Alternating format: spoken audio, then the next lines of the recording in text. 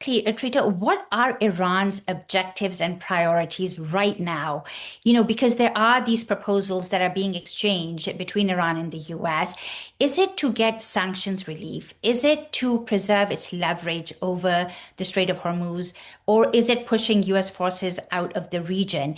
And how central is the nuclear file in all of this? So, what does Iran want to achieve in the short term?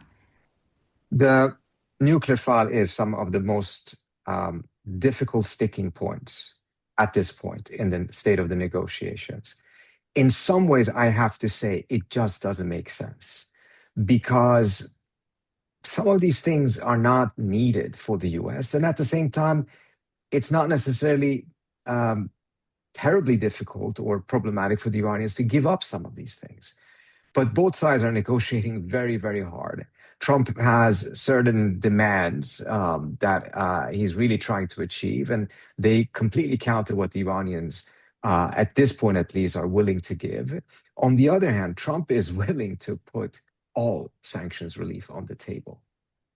And that, at least historically, has been one of the key Iranian objectives. The sanctions relief, or the complete lifting of sanctions, is a subset of a larger goal that they have, which is they want to translate the outcome of this war into a new uncontested order in the region, in which there is an international mechanism, to the extent one can trust it, nevertheless, we can set that aside, that guarantees that there will not be a return to war. This is not just a ceasefire. This is not just a break in fighting. This is not just an end to the war. It is actually the transition towards a new accepted order in which the risk of war is dramatically reduced, if not eliminated. And within that, they want to have a recognition for their new position in the region.